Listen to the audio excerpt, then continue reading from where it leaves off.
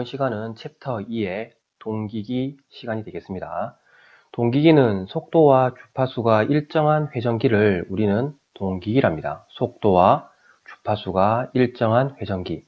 그리고 여기에 동기속도라는 어떤 명칭이 나오는데, 단어가 나오는데, 이 동기속도라는 것은 회전 자기장의 회전 속도를 우리는 동기속도 이렇게 칭하고 있어요. 자, 그러면 하나씩 보도록 하겠습니다. 자, 첫 번째 동기발전기의 원리입니다. 자, 이 동기발전기에서 교류기전력을 발생시키는 방법에는 두 가지가 있습니다. 첫 번째, 회전 계좌형에 의한 기전력을 발생시키는 방법이 있고, 두 번째, 회전 전기자형에 의해서 기전력을 발생시키는 방법이 있어요. 자, 그럼 보시면 그림으로 이렇게 회전 계좌형이 있고 회전 전기자형이 있습니다. 쉽게 회전자가 계좌이냐 혹은 회전자가 전기자가 돌아가느냐, 이 차이라고 보시면 됩니다. 동기 발전기에서는 일반적으로 회전 계좌형을 채택을 하고 있다고 보시면 돼요.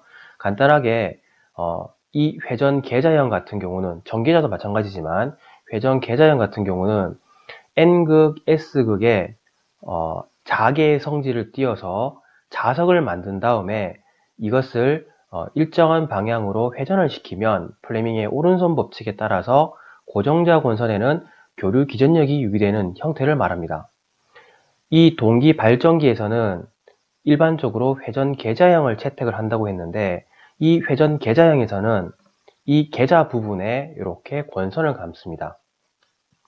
권선을 감아서 이 권선에 AC가 아니라 DC를 인가해 줍니다. DC, 일반적으로 한 100V에서 250V 정도의 DC 전원을 가해주면 삼상 발전기에서는 한 1500에서 한 20000V 정도의 값이 나와요. 여기 있는 단상이 아니라 삼상 기준입니다.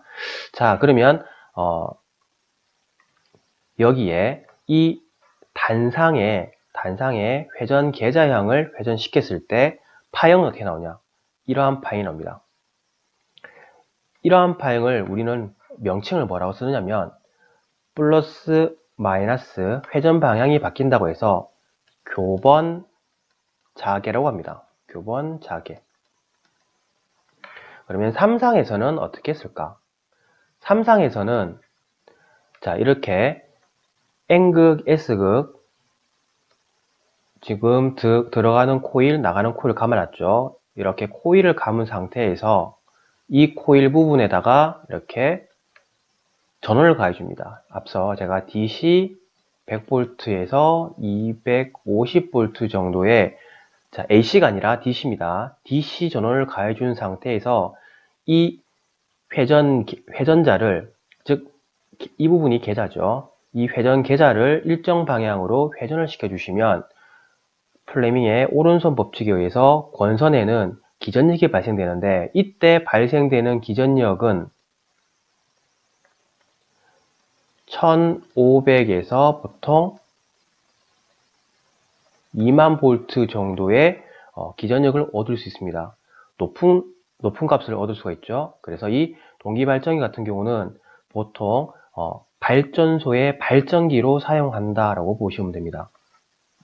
자, 이렇게 회전을 시키면 삼상 발전기를 회전을 시키면 이러한 형태의 파형이 나오는데, 이러한 파형을 우리는 무엇이라고 하냐면 회전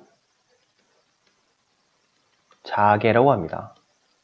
회전 자개. 그래서 앞으로 교번 자개, 회전 자개가 나오면 이런 모양이구나 라고 알고 계시면 되겠고요.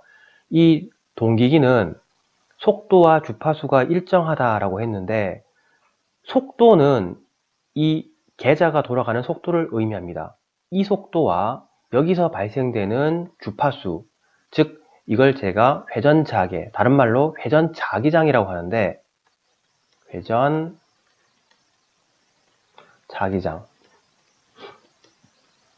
자기장이라 하는데, 이 속도와 이 실제 계좌, 즉 전기자가 돌아가는, 이 회전자가 돌아가는 이 속도가 같다라고 보시면 돼요. 자, 하여 동기 발전기 같은 경우는 속도가 하나밖에 없습니다. 어떤 속도? 동기 속도. 자, 제가 앞서 동기 속도는 회전 자기장의 회전 속도를 했습니다. 이 속도라고 했죠. 요 주파수, 요 파형의 속도를 우리는 동기 속도라 했는데, 이 속도가 곧 실제 이 계좌부가 돌아가는 속도와 같기 때문에 동기 발전기는 속도가 지금 나오는 동기 속도 하나만 존재합니다. 자, 뒤에 4장에 보시면 유도기가 나오는데, 유도기에서는 실제 회전 속도와 동기 속도 두 가지로 나뉘어요. 하지만 여기 동기기에서는 속도는 하나, 동기 속도 하나밖에 없다라고 보시면 됩니다. 하여 동기기 파트에서 속도를 구하는 공식은 이거 하나밖에 없습니다. P가 극수, 120 곱하기 주파수 F가 우리는 동기 속도를 구하는 공식이다라고 보시면 되겠고요. 자, 예를 들어서 지금 여기 동기 속도 ns 값이 단위를 보시면 rpm이라고 되어 있는데, 이것은 분당 회전 속도를 의미합니다. 보통 우리가 분당 회전 속도를 많이 쓰죠. 만약에 조건에서 초당 속도로 조건을 줬을 때는 어떻게 성립이 되느냐면, 스몰let으로 바꾸겠습니다. ns는 p분의 ef 하시면 돼요. 그러면 여기서 분당으로 바꾸시면 곱하기 60을 하시면 이러한 공식이 나오겠죠. 자, 개념 잡기 문제를 풀어보도록 하겠습니다. 750rpm, 지금 rpm이니까 분당 회전 속도죠. 극수가 8극, 극수가 p 있습니다. 주파수를 구해봐라. 주파수. 자, 우리가 동기기에서 속도를 구하는 식 ns는 p분의 120rpm이란 걸 방금 배웠죠. 여기서 주파수 f 값을 구해봅니다. 동기기에서는 이 동기 속도를 이용해서 세 가지를 구하는 문제가 나옵니다. 첫 번째, 기본적인 동기 속도. 두 번째, 극수. 세 번째, 주파수를 구하는 문제예요. 모두 구할 수 있으셔야 되고요. 주파수 f 값은, 자, 극수를 이렇게 넘기면 밑에 있는 게 위로 올라가겠고요. 그 다음에 120은 자, 분자 있는데 분자 있는 것은 분모로 내려갑니다. 그래서 f 값은 120분의 ns 곱하기 p가 되겠고요. 그대로 대입하시면 120 곱하기 ns, 동기 속도가 750, 극수가 8극, 계산기로 계산하시면 50Hz가 나오겠습니다. 자, 두 번째, 동기 발전기의 구조가 되겠습니다. 구조는 크게 고정자와 그 다음에 회전자, 그 다음에 직류 여자기 세 파트로 나뉘겠죠. 여기서 동기 발전기 같은 경우는 일반적으로 계좌가 돌아가는 회전 계좌형을 주로 씁니다. 하여 고정자는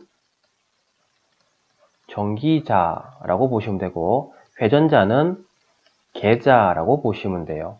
자, 이때 첫 번째, 고정자 부분에서 전기자가 감기는 방법이 몇 가지가 나오는데, 그 방법이 크게, 전기자 권선법의 방법에 크게 2층권, 중권, 2층권, 중권. 자, 중권 같은 경우는 우리가 1장에서 배웠다시피 극수와 병렬 회로수가 일정한 회전기를 말하고, 2층권은 한 슬롯 안에 두 개의 권선을 넣는 것을 우리는 2층권이라고 배웠습니다. 그리고 여기 보면 이 중권은 다시 단절권과 분포권으로 나뉜다라고 되어 있는데, 일단 이것들을 한번 보도록 하겠습니다. 단절권은 극피치와 코일 피치 중에서 극피치가 크다라고 했는데, 자, 예를 들어서 이 부분이 N극, 계좌 부분의 N극, 이 부분이 S 부분이라 했을 때, 그리고 이 가운데 권선을 이렇게 삽입을 한다라고 보겠습니다. 실제 그림은 좀 다르겠지만 우리가 이해를 돕기 위해서 간단하게 한번 그림을 그려봤어요. 자, 여기에 자석이 있고요. 계좌 부분입니다. 자석이 있고 권선을 넣는데, 이 부분이 극간격입니다. 극간격. N극, S극. 이 부분이 극간격, 이 부분이 권선간격, 다른 말로 코일 간격이라고 보시면 됩니다. 다르게 여기서는 극피치, 코일 피치라고 나와 있어요. 자, 먼저 단절권 같은 경우는 극간격이 더 큽니다.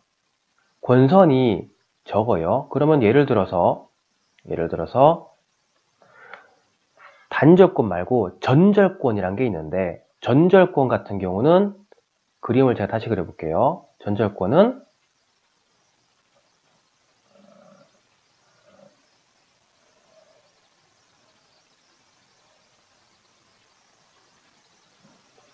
자, 이게 전절권이 됩니다. 그러면 쉽게 전절권은 극간격과 코일 간격이 같은 것을 전절권이라고 합니다. 극간격과 코일 간격이 같은 거. 여기서는 지금 코일 피치가 더 크다고 했는데, 코일 피치가 더 클 수도 있고 같을 수도 있습니다. 일반적으로는 같다고 표기하는 게 좀 맞을 것 같네요. 오케이. 자, 이렇게 단절권을 했을 때 특징이 나오는데, 첫 번째, 고조파 제고로 파형이 좋아진다 라고 되어 있습니다. 정확하게 말씀을 드리면 고조파, 유도장애랑 관계 있는 것은 인덕턴스입니다. 즉 코일에서 L 성분이 감소를 해야 유도 기전력이 덜 발생되는데, 이 L 값을 감소시킨다는 것은 다르게 보시면 동량을 줄인다는 말과 같습니다. 여기 보시면 N극과 S극, 극간격과 코일 간격을 같게 만들어주는 전절권 같은 경우는 아무래도 동량이 많아지겠죠. 동량이 많아지면 기전력 값은 커지겠지만, 반대로 유도 기전력은 그 파형, 유도 장애를 주는 고조파 성분은 증가를 해서 파형은 안 좋아집니다. 해서 동량을 줄여서 파형을 좋게 하는 방법을 우리는 이제 단절권이라고 하고, 여기 보면 동량이 감소한데 있죠. 뭐에 비해서? 전절권에 비해서 감소합니다. 그리고 전절권에 비해서 유도 기전력이 감소해요. 유도 장애를 줄여서 파형을 좋게 하는 것이 단절권입니다. 예를 들어서 동기기 문제에서 파형을 좋게 하는 방법을 물어보시면 단절권, 그리고 뒤에 배우실 분포권을 선택하시면 됩니다. 단절권, 분포권이요. 자, 두 번째, 분포권이란 게 나옵니다. 분포권. 자, 분포권은 매극, 매상당 슬롯을 2개 이상 분산해서 감는다 라고 되어 있고요. 자, 그림이 나와 있는데, 집중권 같은 경우는 슬롯에 코일을 집중해서 감는 것을 우린 집중권이랍니다. 그리고 이렇게 하나로 감았는 것을 분산해서 퍼뜨려서 감는 것을 우리는 분포권이라 쓰는데, 조금 더 정확하게 설명을 드리면 이 분포권은 분산해서 감는데 매극, 매상당, 슬롯수, 이게 슬롯입니다. 2개 이상 분산해서 감는다고 합니다. 하나 넣고 분산해서 감고, 두 개 비워두고 그 다음에 감고, 이렇게 하는 것을 우리는 분포권이라고 해요. 이 분포권의 최대 목적은 파형 개선입니다. 하여 동기발전기에서 파형을 좋게 한다라는 말이 나오면 단절권과 분포권을 사용을 하시면 되겠습니다. 자, 밑에 보면 이제 추가적으로 전기자 동선에 의해 발생되는 열을 방산시켜서 과열을 방지하고, 그 다음에 집중권에 비해 유도 기전력이 감소한다. 권선이 많이 감겨 있으면 기전력이 증가합니다. 권선이 덜 감겨 있으면 기전력이 감소합니다. 대신에 이제 권선이 많이 감겨 있는 만큼 그만큼 고조파가 많이 발생돼서 파형에는 좋지가 않아요. 그래서 이렇게 파형을 좋게 하기 위해서 단절권과 분포권을 채용을 한다라고 보시면 되겠습니다. 자, 앞서 우리가 단절권과 분포권을 배웠습니다. 단절권에 단절 계수라는 것이 나오는데, 단절 계수는 사인 2분의 베타 파입니다. 여기서 베타 값은 단절 비율을 의미하며 극피치, 다른 말로 앞서 우리가 극간격이라는 걸 배웠죠. 극간격분의 코일피치, 코일 간격의 비를 단절 비율이랍니다. 그리고 여기 파이 값은 3.14가 아니라 라디안법에 의한 파이 180도라고 보시면 돼요. 180도. 자, 전기 기능사에서는 이게 어떻게 나오냐면 단절 비율을 구하세요라는 문제라든지 단절 계수값을 구하세요라는 문제가 가끔씩 나옵니다. 가끔씩. 거의 대부분은 공식 자체를 묻는 문제가 많이 나오기 때문에 요건 이렇게 기억하시면 되겠고요. 자, 분포권에서 이제 나오는 분포계수입니다. 분포계수의 식은 매극 매상당 슬로스 Q 곱하기 사인 EMQ분의 파이 분의 사인 EM분의 파이라고 되어 있습니다. 자, 여기서 매극 매상당 슬로스는 극수 곱하기 상수, 여기서 상수는 단상, 삼상 이런 겁니다. 보통 삼상을 많이 쓰기 때문에 3을 넣는 경우가 거의 대부분이에요. 분의 총 슬로스. 자, 여기도 마찬가지 파이 값은 라디안법에 의한 파이 180도라고 보시면 됩니다. 그리고 여기 단절 계수하고 분포 계수의 일반적인 값을 제가 넣었는데 이것은 외우지 않으셔도 상관이 없습니다. 그리고 분포 계수 같은 경우는 매극 매상당 슬로스는 시험 문제에 한 번씩 나오는데 분포 계수 값은 거의 나오지 않습니다. 정말 나오면 요 공식을 찾는 식으로 나올 것이니까 일단 이런 게 있구나 참고를 하시면 되겠습니다. 자, 요 두 개의 계수값을 우리는 뭐라고 하느냐면 권선계수라 해서 KW라 씁니다. 단절계수 KP, 분포계수 KD. 자, 계산 문제상에서는 이 권선계수 값을 줍니다. 주기 때문에 이런 값들, 이 수치를 외울 필요는 없고요. 앞서 얘기 드리는 것처럼 단절 계수 같은 경우는 단절 비율 한 번씩 시험에 나오고요. 단절 계수 한 번씩 시험에 나오고요. 그렇게 많이 나오진 않습니다. 분포 계수 요거 한 번씩 시험에 나오고요. 분포 계수 매극 매상당 슬로스 시험에 한 번씩 나오고 분포 계수 나오면 공식 정도가 나올 것 같습니다. 자, 밑에 공식 정리를 제가 해드렸는데 자, 별 하나라고 돼 있죠. 가끔씩 나오니까 일단 나중에 기출문제를 보실 때 참고를 하시면 될 것 같습니다. 자, 개념 잡기 문제를 보시면 6극 36슬롯 3상 동기발전기의 매극 매상당 슬로스 Q 값은 얼마입니까? 극수 곱하기 상수분의 총 슬로스. 극수가 6극, 상수 요걸 말합니다. 상수 3상의 총 슬로스가 36개. 계산하시면 매극 매상당 슬로스는 2가 나옵니다. 자, 1-3 결선 방식입니다. 자, 동기발전기는 계좌를 회전시키는 회전 계좌형을 채택을 하고 있다 했습니다. 그리고 그 계좌부에 권선을 감아서 DC 100에서 250V 정도를 인가한 상태에서 회전을 시키면 플레밍의 오른손 법칙에 의해서 각 권선에 기전력이 발생되는데 그때 발생되는 기전력은 1500에서 2만 볼트 정도의 기전력이 발생이 된다 라고 아까 제가 설명드렸죠. 그때 권선법을 보시면 이러한 형태로 연결되어 있습니다. 자, 여기 이 부분과 이 부분이 모두 묶여 있죠. 이러한 방식을 우리는 뭐라고 하느냐면 Y결선법이라고 합니다. Y결선법. 그러면 이렇게 Y결선을 쓰는 목적이 무엇일까? 여기 결선 방식에 나와 있습니다. 첫 번째 보면 중성점을 접지할 수 있다. Y결선 그림을 간단하게 그려보면 이러한 그림이 됩니다. Y결선 같은 경우는 평형 3상을 이루었을 때 평형 3상이라는 것은 각 쌍의 크기가 같고 위상이 120, 120, 120인 상태를 평형 3상이라고 합니다.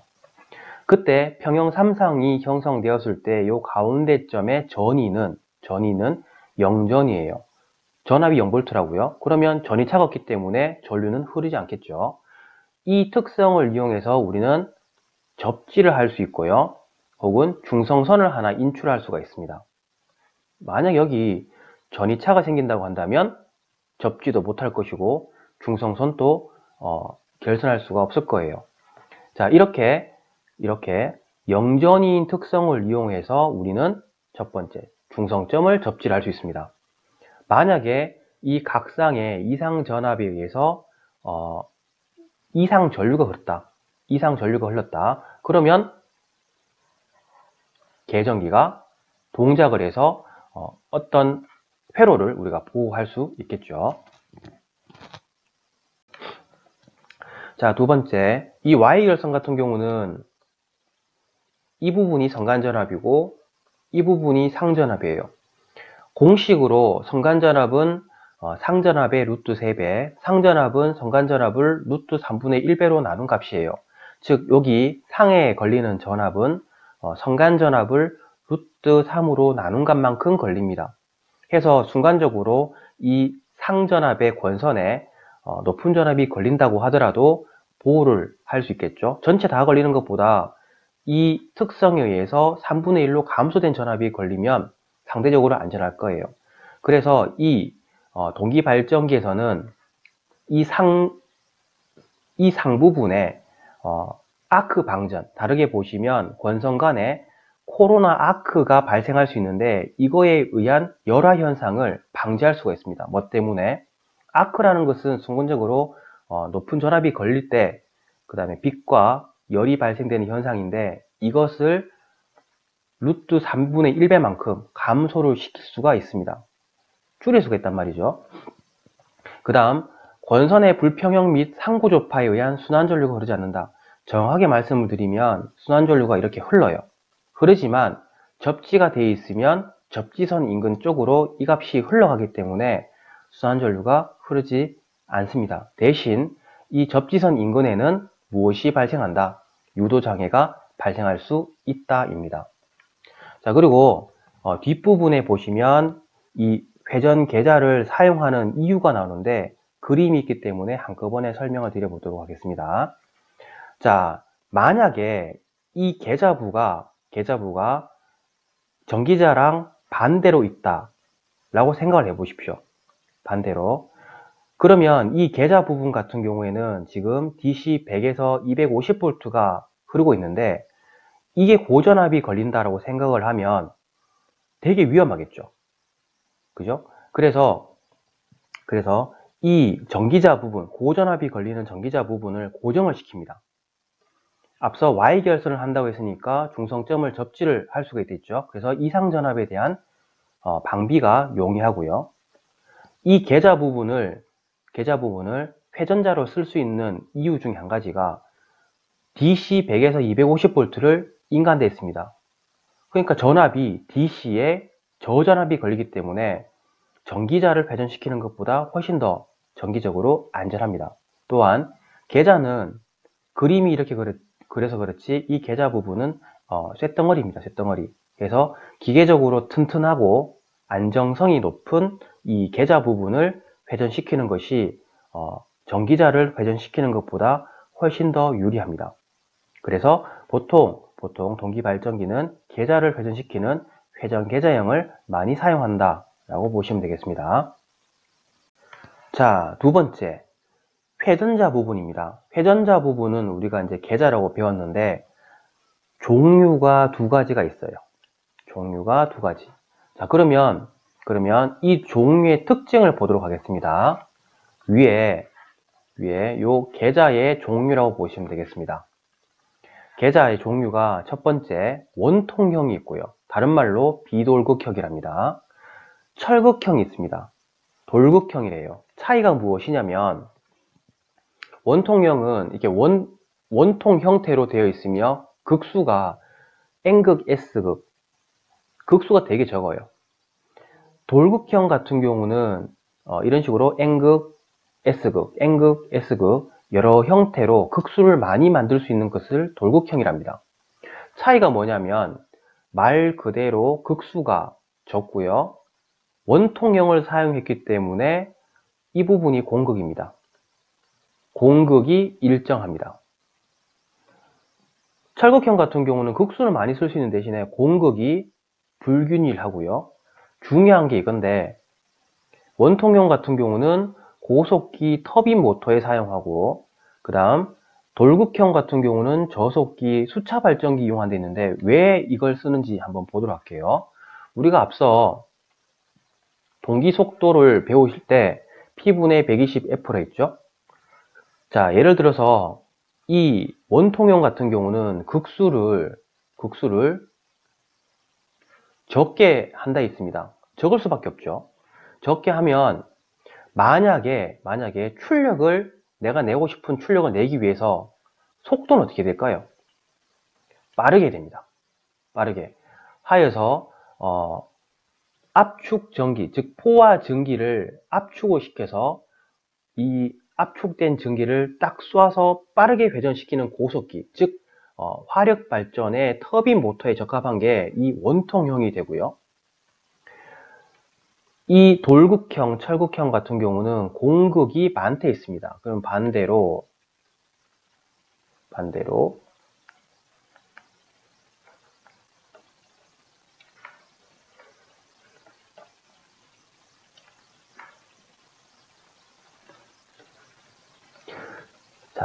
극수를 많게 하면 속도를 상대적으로 줄여도 내가 원하는 출력을 얻을 수 있습니다. 그래서 느린 속도로 출력값을 얻을 수 있는 수차 발전기, 저속기의 수차 발전기에 적합한 것이 이 철극형이라고 보시면 됩니다.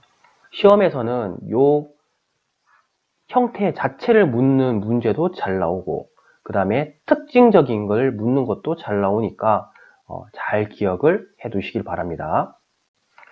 자, 터빈 발전기의 구조가 아닌 것은 앞서 터빈은 고속기에 적합하다 했고, 극수가 적다고 했고, 공극이 균일하다라고 했죠. 자, 고속 운전을 한다. 그 다음 회전 계좌형으로 철극형이 아니라 원통형을 사용하고 있죠. 축 방향으로 긴 회전자로 되어 있고, 일반적으로 극수가 적습니다. 많아봐야 4극이에요. 2극, 4극. 하여 답은 2번이 되겠습니다. 자, 앞서 회전 계좌형을 사용하는 이유를 간단하게 설명을 드렸는데, 전기자부가 앞서 1500에서 2000V 정도의 기전력이 걸린다고 했죠. 그래서 그 부분을 회전시키는 것보다 계좌를 회전시키는 것이 전기적으로 더 유리하고, 절연면에서 봤을 때도 계좌를 회전시키는 것이 더 유리하겠습니다.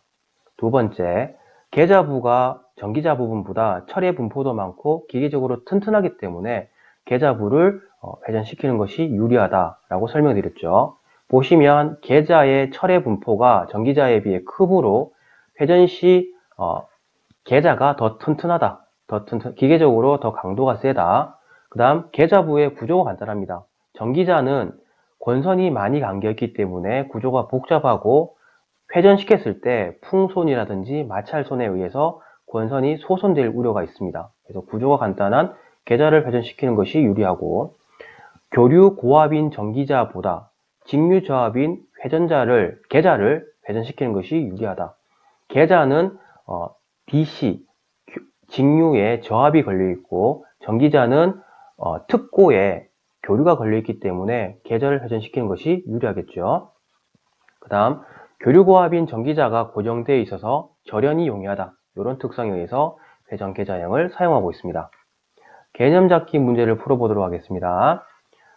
동기발전기에서 회전 계좌형을 사용하는 경우가 많은데, 그 이유에 적합하지 않은 것은 답은 4번입니다. 왜? 기전력의 파형을 계산한다 라는 말이 나오면 단절권, 분포권을 사용한다. 이게 답이 되겠습니다. 자, 세 번째, 여자기. 직류 여자기의 종류는 세 가지가 있습니다. 직류 여자기, 정유기 여자법, 브레시스 여자기. 이렇게 있다고 보시면 되겠고요. 자, 네 번째, 냉각 방식은 수소 냉각을 사용합니다. 수소를 사용하는 이유가 무엇일까? 대형의 발전기를 사용하기 때문에 냉각을 반드시 해주셔야 돼요.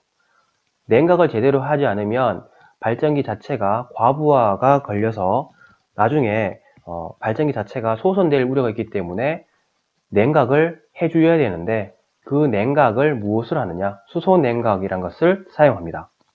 자, 특징을 보시면 수소의 밀도는 공기의 7%이므로 풍선이 공기 냉각에 비해서 10분의 1배 감소한다. 10% 감소합니다. 요거 시험에 나오고요. 비열은 공기의 14배로 냉각 효과가 크다. 요거 시험에 나오고요. 하여 공기 냉각보다 출력이 상승한다. 요거 시험에 나오고요. 자, 그리고 수소는 공기보다 불활성이므로 코일의 절연 수명이 길다. 이건 무슨 말이냐면 수소 내에서는 코로나 아크 방전이 잘 일어나지 않습니다. 하여 그 아크 방전에 의해서 절연이 손상되는 현상이 줄기 때문에 절연 수명이 깁니다. 수소는 공기보다 불활성이므로 코일의 수명이 길다. 요거 체크하시고, 그 다음 전폐형을 사용하기 때문에 불순물의 침입이 적고 소음이 현저하게 적다. 요거는 참고. 자, 마지막으로 수소는 공기와 혼입하면 폭발의 위험이 있기 때문에 방폭 구조로 해줘야 된다. 폭발의 염려가 있고 방폭 구조를 해야 된다. 요건 체크. 자, 해서 하나, 둘, 셋, 넷, 5개 체크하셔서 암기를 해주시면 되겠습니다.